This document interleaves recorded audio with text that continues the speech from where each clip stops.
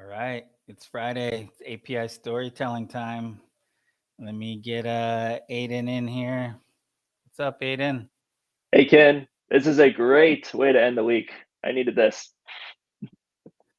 You in the bunker? Is that where you're at today? in the bottom of an old bank. So Okay, not actually a bunker, but yeah. I see. All right, Mike coming in. Hey, All right. Hi, gentlemen. welcome. It is Good to see you. Friday. We get to tell stories and then head off to the weekend, right? Exactly. Where I get my work done. Oh, I'm sorry. I'm actually getting really good at weekends, like not That's working. very good. Not, That's I mean, the last decade. I mean, you're still a hustler. Like, I've got a cushy job, and I'm just like, but you're that mad hustler still. So, no. it took me about I'm the a person. I'm the person who can't say no, even when it's in his own best interest. So that's why I'm working on the weekend. yeah, but that's part of the hustling is you're always worried something might fall through. So you say yes to Yeah. everything, and then everything happens, and you have to do it all. hmm And yeah, it's Yeah. Yeah. And I don't learn. But you got this green screen though, so you can make clones of yourself, right? I mean, if you really need some help. that's That's right. That's what I really need to do. I need to get that. What was that? That old '80s, '90s thing. Max Headroom. I need to get a couple of copies of me and just unleash them onto the public. Seriously, That I sounds doubt people will that notice. sounds scary. I don't know if we want to do this. What could go wrong? So we went from I from support it. storytelling to change to cloning. We are really this show. We go everywhere, don't we? That's right. Off the rails. It's good to see you Yeah. guys. Yeah.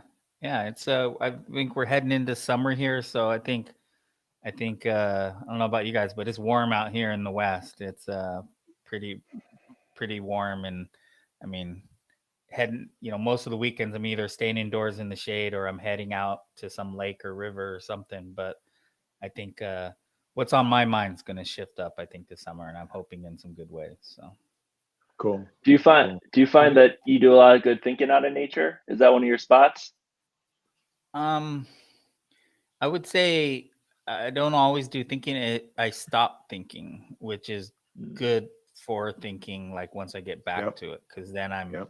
I'm in a better headspace. And so, yeah, I do a lot of thinking when I'm first walking or hiking. I do a lot of hiking, but once I get like halfway into it, I'm not thinking. I'm like, oh, rock, I'm just like whatever's right around me, and uh, Yep. and then I get back and I'm in a much better state. So that's really the goal, is to do that. At first I was like, oh, I need to like carry a notebook of ideas so on the trail I can like think about that project and that project. I'm like, you're an idiot. Why the hell would you want to do that? What's wrong with you?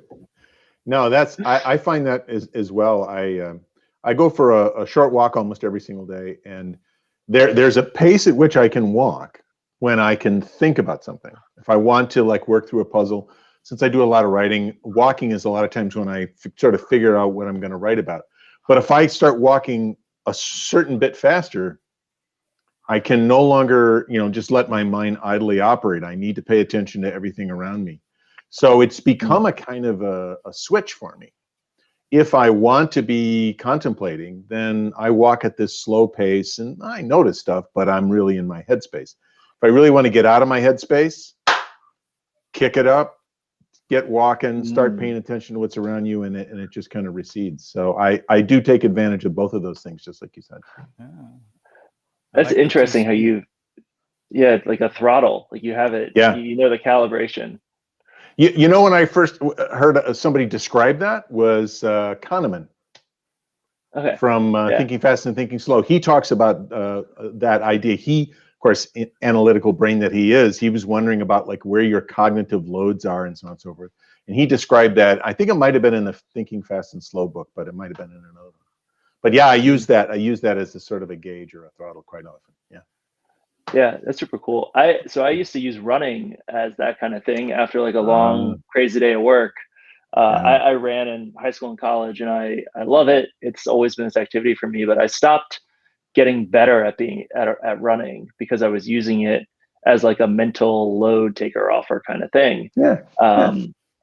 And that was fine. It served a good purpose. But when I started trying to get better at running again, it was really interesting because like I had to not think about work to do it. Yep. And when I got into that other headspace, it was a completely different experience. And then I actually started to enjoy both of them more because I wasn't using it as an escape anymore. I was like using it for its own reward. And that tiny little like change of intention made the entire experience of working and running different for me. So I'm always fascinated by even like those tiny little stories we tell ourselves, like what is this for? How that can completely change the way it feels. Cool. I like that. Yeah. What's your biggest now, like, is it to reduce the load in your world and reduce friction? Like, is it still running, or do you have other coping mechanisms, Aidan? What else do you do? It's so it's moved from running. Running is now its own activity that's as important as work. So I have races I've booked, and I'm trying to get better at that again. Stand up was my other escape, and I'm trying to get good at that too. So right now it's really just reading and going for long walks, those two things. Intentionally, like if my phone is near me, it doesn't work. Like the phone has to be like away in another room, or I need to go for the walk without it. And something about just being physically cut off from all the distractions feels really good. Very cool. Very cool. You, Mike? How do you? So like I said, I use this walking as a way to sort of clear my head or like tie loose ends up a little bit. Also, another thing that I do just to completely change things up is, as Aidan mentioned, is I'm reading. So I'll sit and I'll read. I have two kinds of readings too, right? So I'm reading for research, which is work, doesn't count. But then I'm also reading just for pure enjoyment or for escapism. And like Aidan says, the phone's got to go to the side. I get a book, and in the weather here in Kentucky, like these last few nights, I go out onto I have a small back deck. I sit in a chair with a glass of water and just listen to the cicadas. They're about gone now, but listen to the sounds around me, and then I just read a physical book. Often it needs to be a physical book, but it can be an ebook. And I'm rereading one that I read years ago. It's The Lost Worlds of 2001. It's the versions of Arthur C. Clarke's novel that Stanley Kubrick rejected. So it turns out that over 18 months, Arthur C. Clarke wrote this novel like 5 or 6 times. So finally, in 72, I think it was, he released a book called The Lost Worlds of 2001, which is a little bit of backstory and then whole chapters that never got published. It's as if, all the stuff that ends up in the gutter when you're working on a writing project, he puts it all in a book. And it's actually a wonderful story. It's a really cool alternate universe version of what 2001 is about. And so I've been reading that. And the thing that really freaks me out about it is I noticed yesterday was Ted Nelson's birthday. Ted Nelson gives us Hypermedia, the hyperlink from 1960s. And he published a book in 74 in which he talks about a thing called intertwingled, where everything is sort of interrelated in weird ways. And he cites as an example of how hypermedia could be so valuable, he cites Arthur C. Clarke's book, Lost Worlds of 2001. He said you could publish all of them in a hypermedia format. This was the 70s, so that seemed odd to everyone. So that you could actually pick which thread of the story that you wanted to follow and see where that ended up. And so though both of those just came together in the last 24 hours, kind of like blew my mind a little bit. I like the word twingling. That's the word that I don't use a lot. And the web is full of twingling, going on. But I don't think there's enough intentional, thoughtful, meaningful twingling that people do as part of strategies. But there's a lot of it that's happened out there, and it's kind of everywhere, huh? Yeah, I really admire Nelson's way of creating new words. Like hypermedia, hyperlink, hyperdata did not exist until the 60s, until he invents them. And intertwingled is a word he creates. He creates these words that are like such compact little concepts that sort of makes you, that's right. It said interconnected and intertwined, right? And that's where he comes up with this intertwingularity idea. And I love that yeah, when you hear it, it's like, yes, that exists everywhere. You know, he's anti-hierarchy and all these other things. So this is all how things are just interrelated in weird ways, twisted and intermingled and all these other things. And then you realize, like I just had one, which is this book I'm reading and his book, because I was rereading his book. Every June 17th in my house is Ted Nelson Day. So on Ted Nelson Day, you get out Ted Nelson's book, Computer Lib and Machine Dreams, and read through this book. And so that's what I was doing yesterday, and I found that intertwingled bit right there. Does a whole family practice this? No. It's more of a no. This particular person follows it. Okay. Yeah. Last night, my son, because Nelson's intertwingled book is this huge, like 17 by 11, handwritten and hand typed book. It was inspired by the New Earth catalog. But anyway, it's this giant thing, and so my son was like, says, "Hey, what's that? What's that, old man?" I said, "Yeah, it's this, Ted Nelson." "Oh yeah, you've talked about that Ted Nelson guy. Thank you." That's as far as my family gets involved right there. That's it. I always get really curious. One of my favorite thought experiments is the internet archaeologist. So like 100 years from now, what will the internet archaeologist look back and say? And I love that.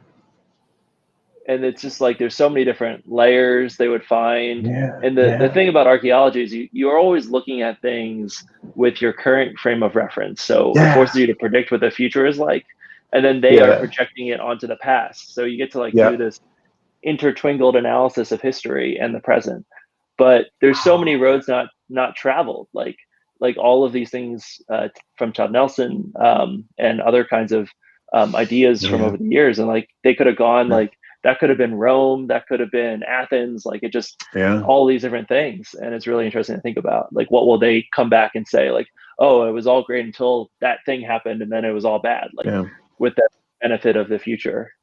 The biggest concern I have, and I've actually expressed this to a couple of different people, is that the history we're creating is really technologically dependent. Power, format, computers. It's not like the ruins of Rome, which were physical things that we can dig up. And I'm very, very conscious that a lot of important things are going to be lost forever. And now, of course, we lose that with books like printed materials, paper, and other things, and even wood. We've lost an awful lot. But I'm super aware of how much we're creating now that might not be usable in any way. I think a certain version that's always existed, like you said, wood, rot, paper, there's things my daughter's doing. She's got an internship for the summer at a Japanese museum in San Francisco, and she's archiving World War II Japanese historical documents. She's digitizing, and then they're using Omeka to archive it. So Omeka is like WordPress, but for archival work, if you've never seen it. But she's processing American printed memos about the relationship between Japan and China, and like what got kept and what didn't, and what was cared for and filed properly and what wasn't.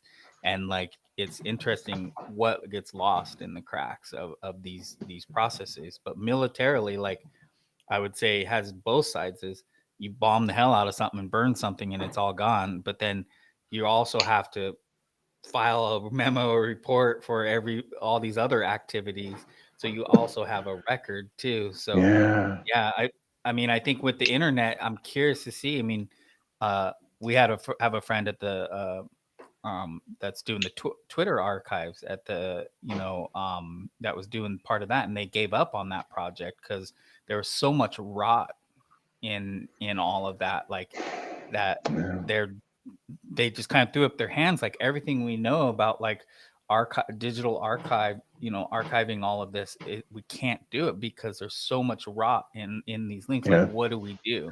And I agree that it's going to be, I'm curious what our legacy is going to be.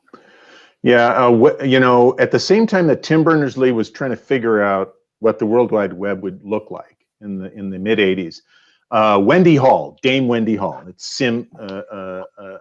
had already created a thing for museum archiving called the Microcosm, which was all hypermedia, hyperlinked photos and text and all these other kinds of things. It was a self-contained system. It still depended on the computer operating system and power, but it wasn't remotely linked. So I think Hall is particularly positioned. I think she was also a mathematician or something, but she was hired to create the Mountbatten archives, similar to this idea that your daughter's working on. So I think she and several other people are particularly skilled at figuring out what the archival implications are. But I just don't know that we're actively pursuing them. And Rod is a perfect example. I mean, you tried the Wayback Machine and other things to try to help with some of that, but there's an awful lot lost. I know most of Ted Nelson's writing and thinking, he literally has stored on hard disks in his house. He has boxes of hard disks in his house. And it worries me to no end that we will lose all of this material if it's not archived and cataloged properly. He has a foundation that he's talked about putting something together on, but I don't know the status of it.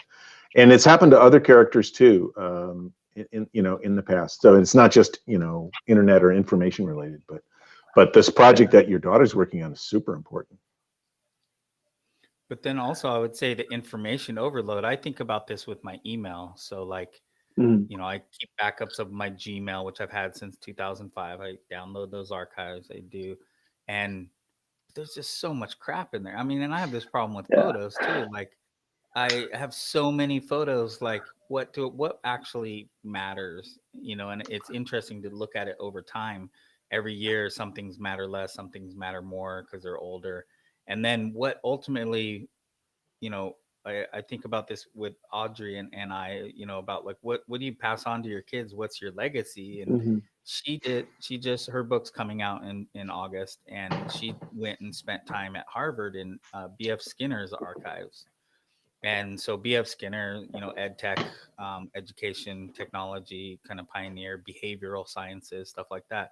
But like what's in his archives, like people had to choose and like put this stuff in these boxes and what letters and what photos and what things do you keep. And some of them are super mundane and super boring, but then some are super interesting. And so like, what do you keep? Do you keep it all?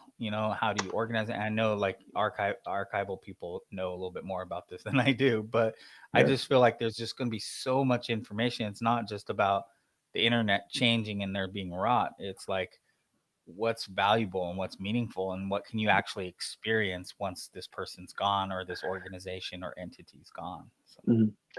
Yeah, I think there's also another component of it too, which just occurred to me as we were talking. Like the internet has gone from being about information cataloging, which is where a lot of these early ideas started, to all of these transactions that are happening. Like that's what a lot of these APIs are doing. Like they're not even leaving like a record of what you might archive. It's like, Aidan ordered a pizza and it showed up, or like he did a run and now it's recorded somewhere. And those things like end up as information that we emit, but those events between people, all these touches we're having with each other's online identities, I don't know how those show up in the record. Like, how do you remember those kinds of things? So that's really interesting. If you really think about going back to the archaeological stuff, right, is most of the things that archaeologists spend time on are the detritus of our lives, right? The midden heaps, the broken glasses and pottery and all the cow barn and all these other things, right? So I think a lot of we may have kind of come full circle. Like I was super worried. Now we're talking about information overload. Now we're talking about selecting. And it turns out, I guess, it is going to be the people of the future who will decide. They will look at whatever it is we leave behind and probably derive wild notions of what these devices were like and what they were for. And that is a really fascinating idea, is to kind of like leap ahead and then look back. Like, what is it? What are they going to think?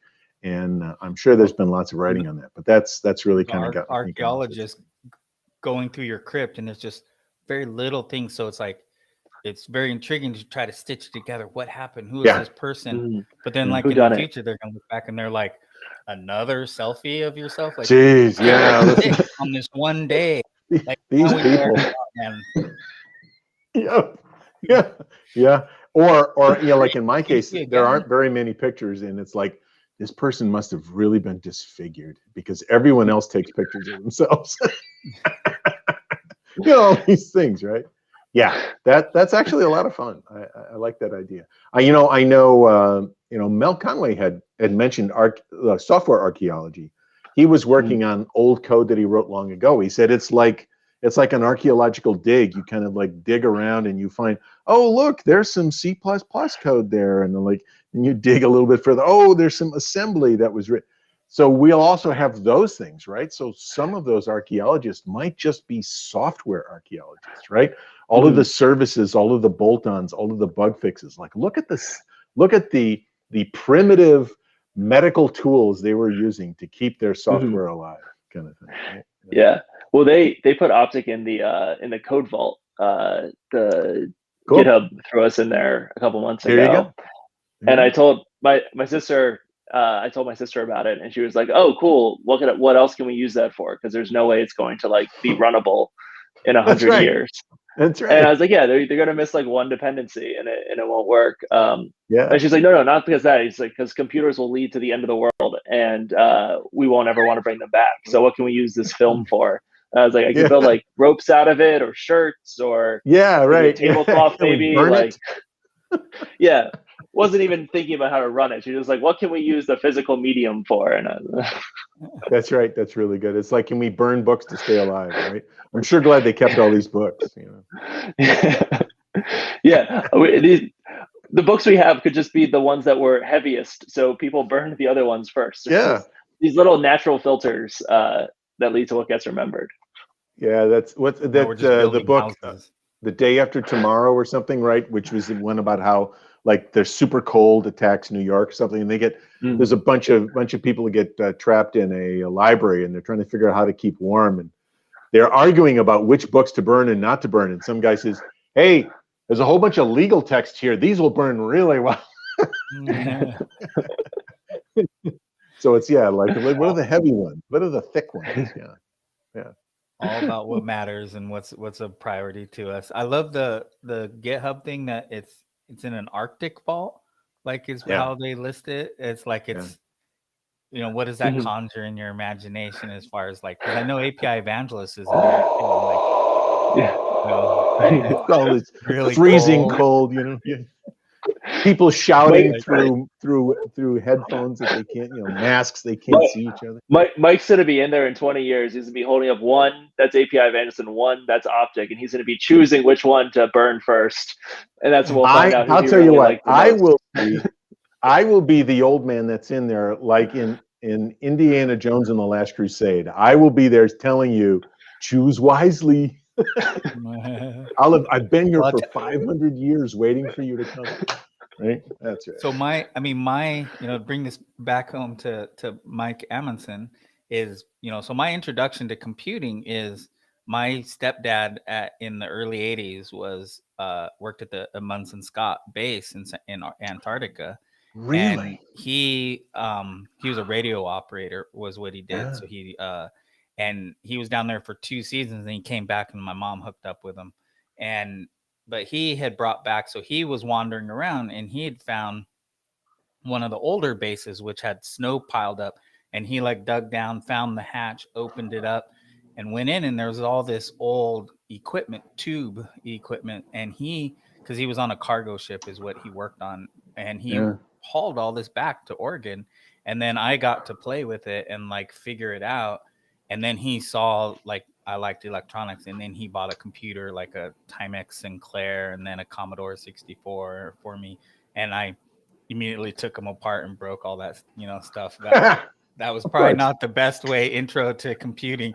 It was like teaching a kid to mess around stuff, but tying it all together, Amundsen, Scott, Arctic, there's that was fun. And then I put away hardware and went to software. So that's really amazing. I'm just going to speculate. I'm going to guess your stepdad was probably finding material from 1957, the geophysical year. There was this whole effort of all the nations of the of the world to have scientific exploration of the Antarctic in that year, and that's when they would have brought a lot of tube-based radio equipment and other things down there. Before that, there wouldn't have been much, but there were tons of things, and it's so cold there. That's one of the reasons I think they're doing it in the Arctic. So cold there that there's no rot. Wood that was buried, wood that was brought to the Antarctic in like the 20s, teens, 100 years ago, is still there in its same condition. And by the way, so are the bodies that were buried there. They're in their same condition. So that's really, I never even knew this about this. This is another connection that we have, isn't it? Yeah. And I think it was that time period, because he said this wave he was part of, which was 70s and 80s, had literally built on top of the old base, and no one cared about the old equipment or anything, and people would talk about it, but he went and like found it. And so it's like these geological layers that, scientific research that occurs down there. So that's incredible. I think I heard that, I think it was the Scott base, not the Amundsen base, but somebody had left like port wine or whiskey or something there, and it was still, apparently it was still drinkable after like 100 years. Any whiskey can be drank. It just yeah, that's true. Whether or not it was any good, I don't know.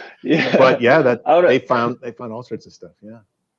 Cool. All right, Mike, is the base named after your family? I've never heard this part of your life. So it actually is. Okay.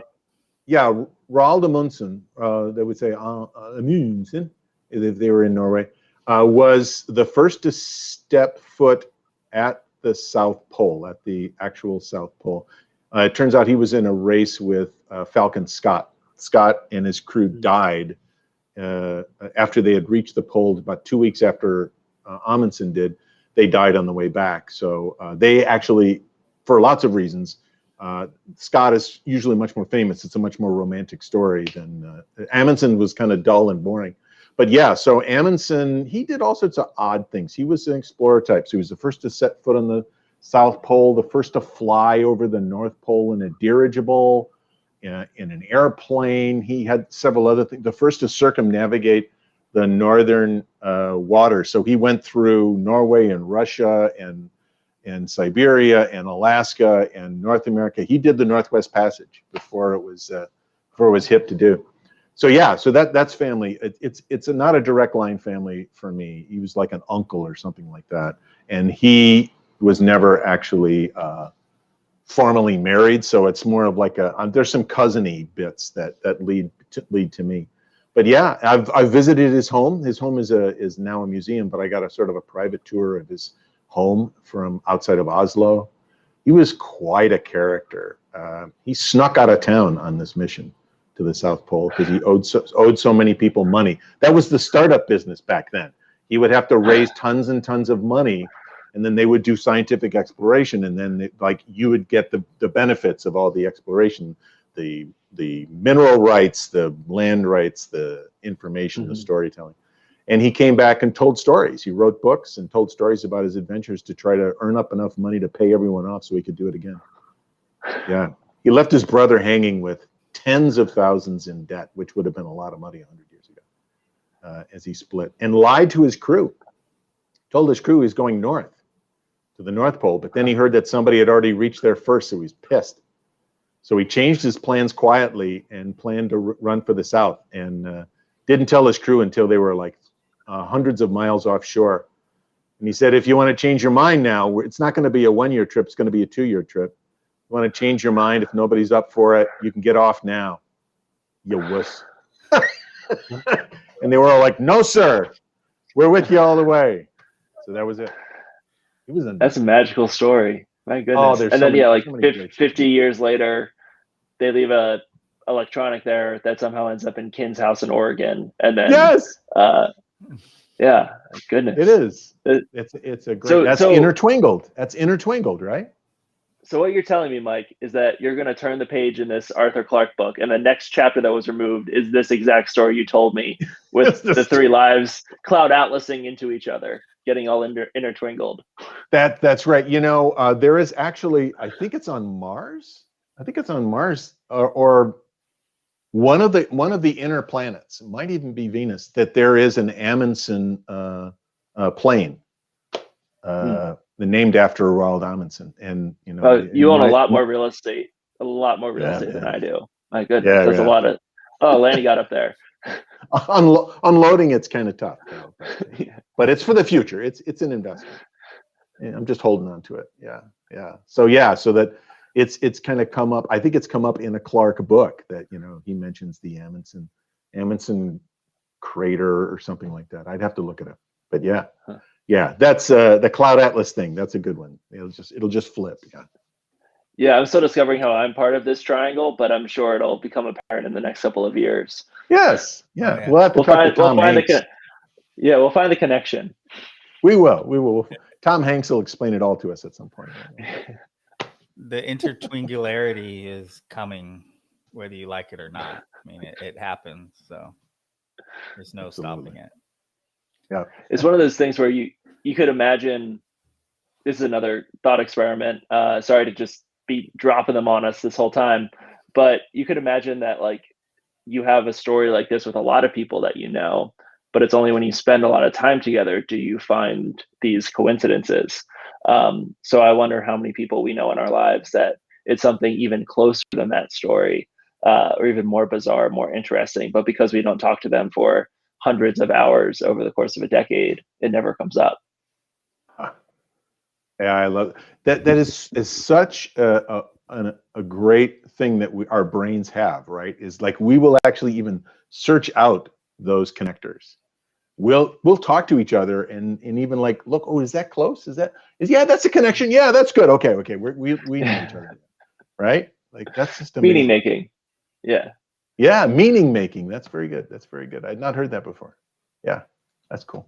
But it's interesting how I don't know. This came up with a talk with Lorinda earlier this week, and it's come up a couple times. Is like how much of our last decade of this API story we've been telling is how much of it is the story versus like the next decade. And I was alluding to, like, I know for Mike and Lorinda and I, like, we've been on this journey for like a decade. Like we feel like we've traveled, we've got lots of stories under our belts, but I really feel like that we're just getting started. Like there's actually the impact that we're going to make is going to be much greater and bigger, and the scope is coming up, and I don't know what that looks like or what that is, and I could be totally full of crap and just making this up, but I'm curious how this the stories will get told and how the history of this gets laid down and what is left.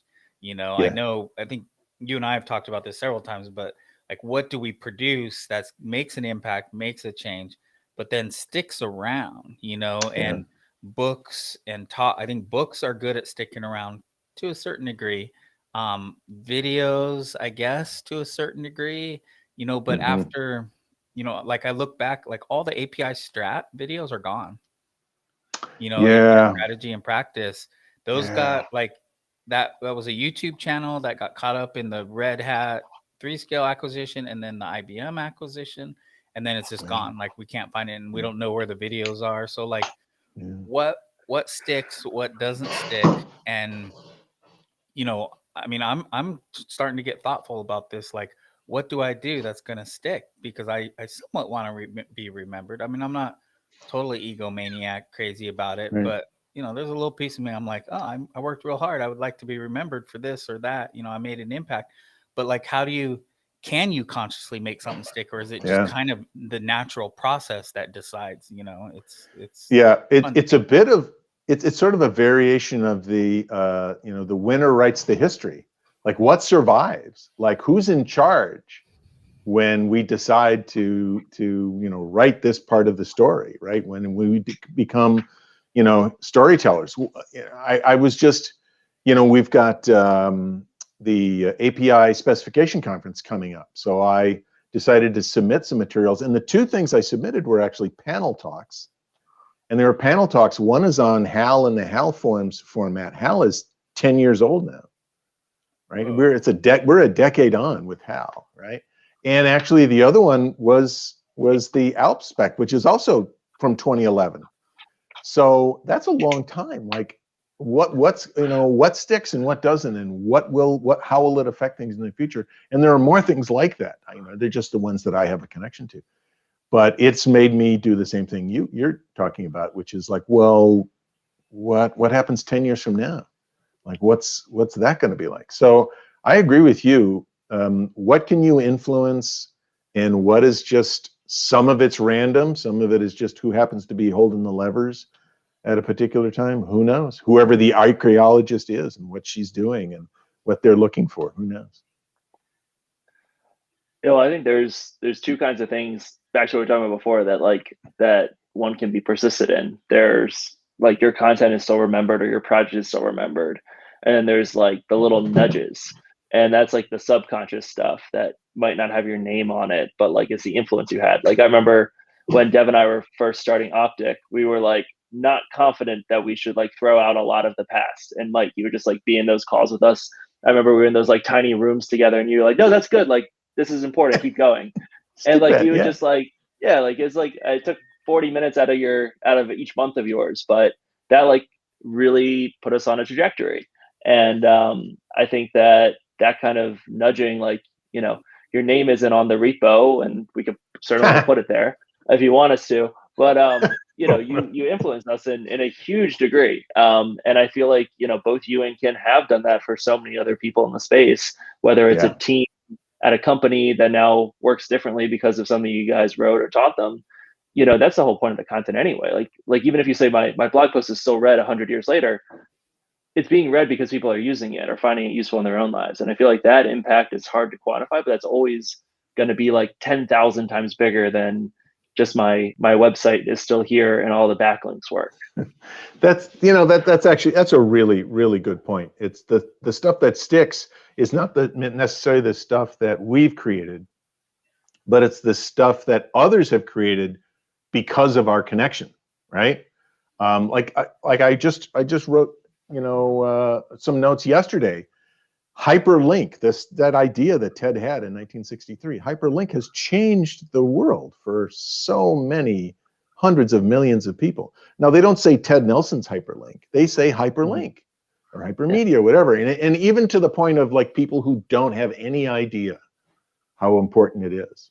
Arthur C. Clarke was the first to actually work out the math of geostationary satellites.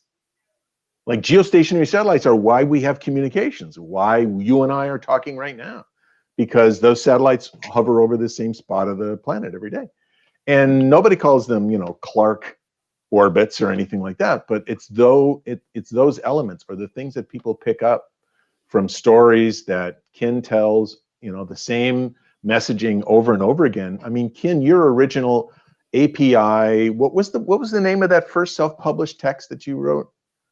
API design or something like that. I mean, I still see quotes from that material, and that's, I don't remember, and it's still out there. That's more than 10 years ago, right? That's more than 10 years ago. And I think you're right. Yeah.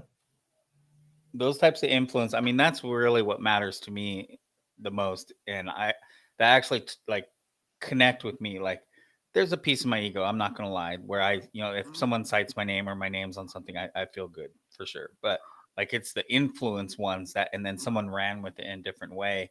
And then they acknowledge, me. That always feels the best. And I don't need like attribution and name. This is from Ken. But I was trying to articulate that to a youngin the other day, on my team or on another team at Postman, and trying to articulate, like, he had come up with a really good idea that's being emulated by other teams without citation or attribution. And he was kind of pissed. And I was just like, no, like, you just gotta, like, what you did is interesting and powerful, and people are moving fast and they don't always have the time to like compliment or cite, acknowledge where it came from. But it's yours. It's got your fingerprints all over it. Enjoy that. Yep. That's all. That's the most you can ask for. And when I see things that I know, I'm like, oh, like that's my wording. I know because I have a really Yeah. quirky way of writing and saying certain things. Yeah. And then I've had like, like James Higginbotham came to me one time and was like, "Hey, I just read a government report coming out. Like, did you write that?" I'm like, "No, I didn't." And they're like, "Well, read this." And it was like, it's like the API journey and this blah blah. I'm like, "Oh, that's totally me." Like someone read my work and like I can tell when that's API blah blah blah that I created. Yep. And so I love that, even if it doesn't cite me, because that just, I think that's how the world works in the most magical ways in my book. But yeah, Ken, I just checked to make sure it's Business of APIs. You can still find it on Amazon, and God. its publication date is 2011, 10 years ago. Oh God, I need to April update 10, that. April of 2011. Yeah, man. Yeah. Wow. Yeah, and that stuff from that book, I recognize, several times. Same experience. Like, oh, I've read that before.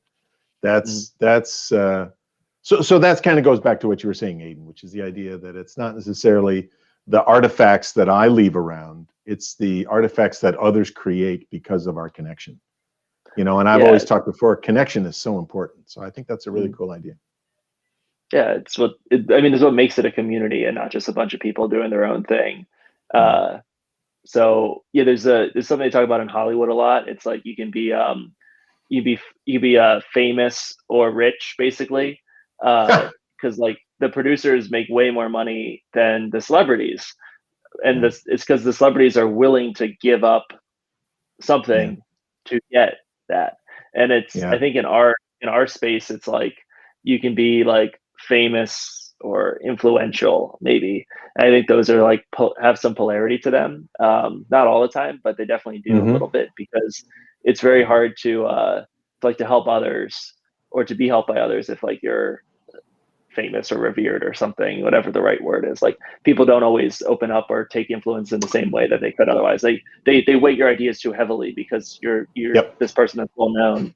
So I think like people can break through that. Like it's not a hard fast rule, but they're on the same spectrum. And some of the most influential people in my life, you won't find them on Google if you search for them. But they've had a huge impact on me. And it's really interesting how those things like, sometimes are in polarity with each other. That's a good idea. That's also a really good point. We all make choices all the time, and it's also a privilege thing, right? Like the ability to be able to be given voice, to actually have a microphone, to actually be on stage is just another part of that whole story. Who's on stage and who's not? Who's given a chance to publish and who isn't? And all these things. So it's a constant process of continuing to figure out, who you can influence and how you can influence them, and who writes the history, who picks out the things, right? So I mentioned, Dame Wendy Hall. We all know about Sir Tim Berners-Lee, but not everybody knows that Dame Wendy Hall actually had a fully working system, even when Tim was just working on one computer with a browser, right? And they don't talk about that because Wendy Hall is sort of like what you were saying. She's not famous, but she did all this work very early on in the process and proved that it was possible in ways that others had not at the time. Had Tim Berners-Lee seen her work? Like, did it influence him? I don't think so. I think they were working pretty independent.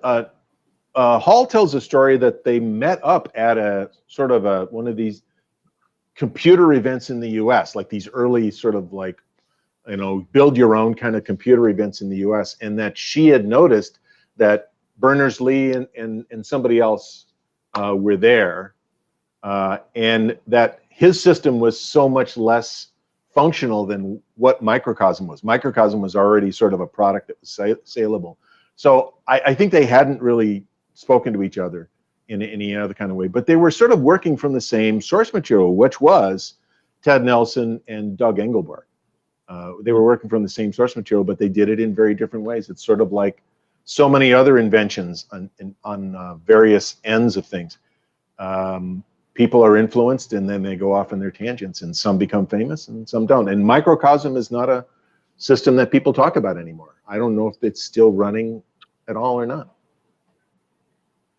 Yeah. See, I'm really trying to find these sources now. Like, I mean, for my breaking changes, I'm really trying to. I'm starting with my Yeah. core Rolodex of people that I know, Mike and everybody, but I'm really trying to do a lot more reading, a lot more scratching what I find on the web, but I want to even go beyond. I want to start looking in academic circles and really find the most interesting but big problems that are being touched or being having APIs applied to, and then those people who aren't necessarily out on the conference circuit and doing the dog and pony show that we're so good at, and find those Yeah. and bring those people out and let them and give them some voice, but and then do Yeah. that in a diverse way, but also international, because I'm Yeah. very mindful that us in North America are really good at dominating the conversation.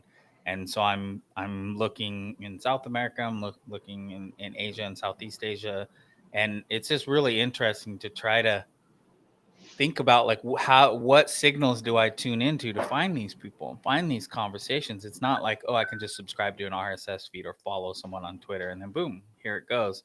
You got to do a lot more work to find this. And so if you guys have ideas and thoughts of where I should be looking, let me know. Sure. I mean, you're right in the sense that one of the things I notice is that I have to make an effort very often. I can often name the same people I see constantly over and over again, but I have to work harder to come up with names of people that I've met who are very, very creative, but I haven't had a chance to get to know well or interact with a lot. So I have to sort of do a little extra mental work. So I appreciate that idea quite a bit, and I'm sure there are things like that we can all think of. One of the people who's been a really good source for that kind of discovery for me has been Matt McClarty at MuleSoft. Oh yeah. Matt and I do the Unplugged podcast, the APIs Unplugged podcast. Mm-hmm. Matt has got some amazing connections to people all over the world. Here's an example. I've got this Farah Ashiru Jutubo from Africa, who is running this startup called I think it's called Okra. She's building an API platform for fintechs in Africa in several countries. I can't remember if she's in Nairobi or somewhere else. I'm embarrassed, but he's a great connection. We had a great conversation with the startup community and the API community on an entirely different continent that I don't spend a lot of time interacting with. So Matt's a really good source for some of those as well. Yeah, he's always been really good at that. Like, I mean, yeah.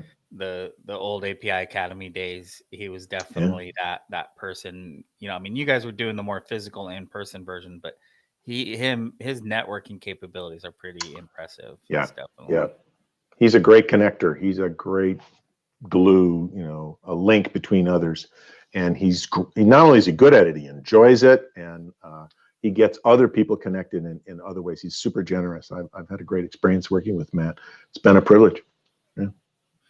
Well, and I think for me, the stories that I'm looking for are, now that folks are waking up to APIs in across many industries, like what aren't the stories we've been telling for the last decade, at the enterprise organizations who are in part of the world, that really haven't seen the light of day when it comes to the tech spotlight. And then, as you described, in these emerging markets and realms of, pockets of the world that don't get the tech crunch and the regular spotlight, and don't have the privilege that like people like I do in being in the Bay Area and stuff like that.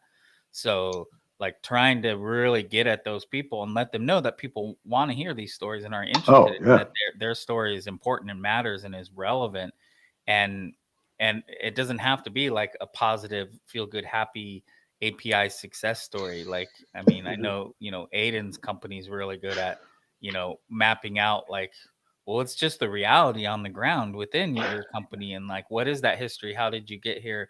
And trying to teach people that sometimes those are the more interesting stories, the things that you struggle with, the things that you find challenging in your day. It's not just the happy, shiny, everything is awesome, API story. It's actually like this is hard, and how do we manage change, and how do we, keep up with the velocity of the world around us, all of that. So yeah, keep that in mind as you guys explore your worlds. I would love to just keep finding those stories and engaging with those folks. But and also for this show, for API storytelling, we feel like in that realm as world. So. Yeah, got to get a little more interest than the just us three, right? You spread this around. Yeah, exactly. Very cool. It is fun to do some solo every once in a while with you guys, though. And I enjoy talking with you a lot. Yeah. I can't agree more that like bringing more voices into this is going to be really important. I think like a leading indicator to like the next 10 years of the API space will be when the stories we're telling start to change and we start to see new sets of problems and new things to do right. And one of the things I've experienced over the last couple of weeks doing a lot of customer calls is so many people want us to tell them exactly how to put the tools together. Like they're looking for a prescriptive workflow. And I know you guys had an experience too working with people. And we've intentionally like not given that to them until they can talk through how they currently do things. And we often find out that what they want or what would be ideal is different than the mainstream, and it's different than what they thought they wanted when they got there. And I think it's hard because like as a vendor, like the fastest thing is just to be like, do it this way. They say okay, they have nothing they can say no to, and they like it. But I think taking time to slow down and actually listen to what's going on is how things get better.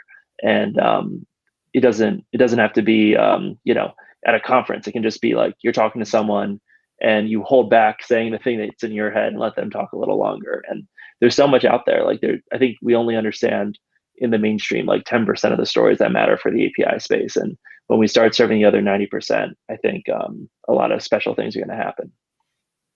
Yeah, there's this sort of ethnography of discovery of design, right? They teach designers that good designers don't just design the thing you ask for.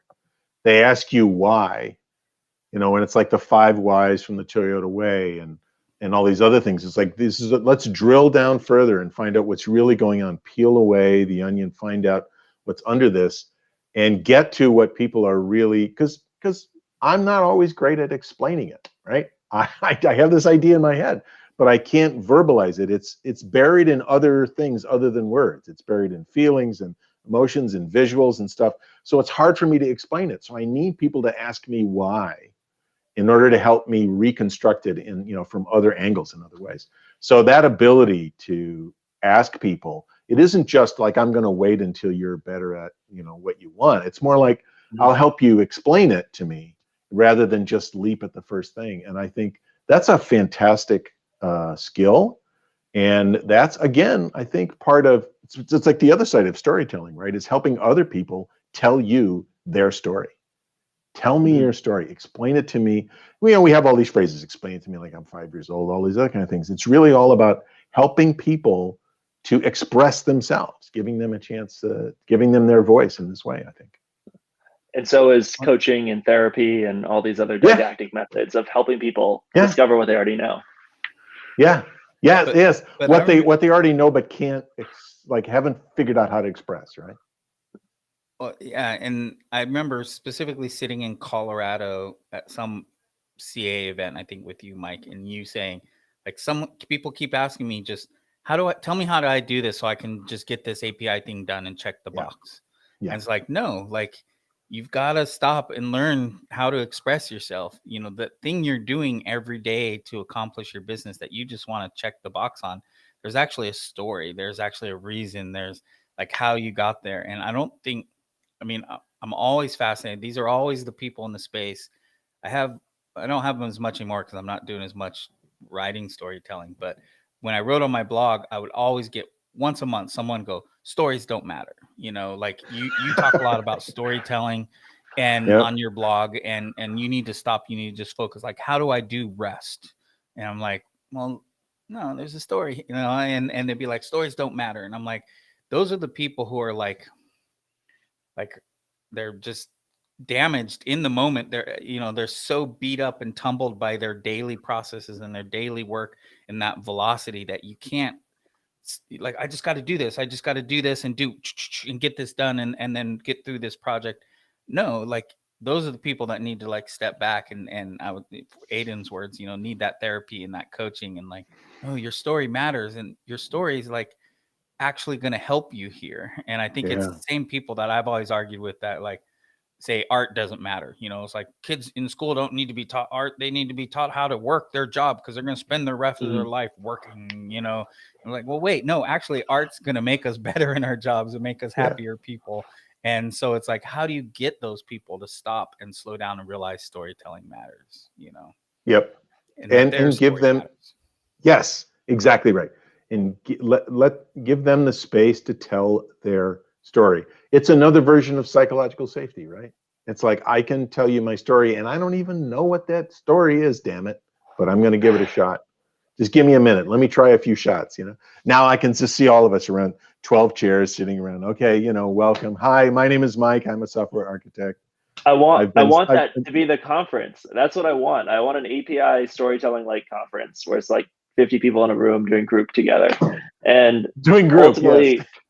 Yeah, because like even at conferences today, a lot of it is like, here's how you do this one thing, and here's what I learned in this process, bringing this other process to this process, and that's great. But you know, I feel like if we want to create these spaces where we influence each other and we combine our ideas, like, you know, why isn't there a place where that melting pot happens, and that being interactive versus we all read each other's blog posts and think about them, it's like a completely different dimension. So I hope that we find a way to get into that with like a group of people from all over. Well, there's a project. Yeah. I'm going to put it out there again, Mike, because we've done this several times before and with varying degrees of successes. I'm going to put it out into the universe. If anybody's got $50,000 they would love to give for me to fly 20 people to someplace in the world and to sit down and do this, we'll happily take your money and give you some return on your investment. So, and Mike and I have done this exercise several times over the years, and we've managed to create this in various ways. People giving us money to meet around the world. So I'm going to put it out there. Yeah, we need some funding for API storytelling session. We'll figure out where and who. But yeah, if you've got some funds, we'll produce something of value at the end. Everybody will. Yeah. There you go. There's a project. I love this idea. Let me know. Okay. Well, hopefully one of our viewers picks up on this, has some extra money, and they want to get some value. I didn't expect us to end up at the beach, but I guess I'll see you there next. Right. There you go. All righty, you two. Well, let's I think that's a good place to close it up. Another interesting storytelling wandering session. I appreciate it. Yep. Very good. And you guys enjoy your weekend. Get outdoors. Do some good reading. You bet. And I'll let Mike or Aidan go first because I let you come in first. So bye, Aidan. See you, Aidan. Have a great rest of your weekend. You too. Take care. If the button works, there it goes. Button works. Button works. Got rid of him. He's off and backstage now. I see him there in his bank vault. Yep.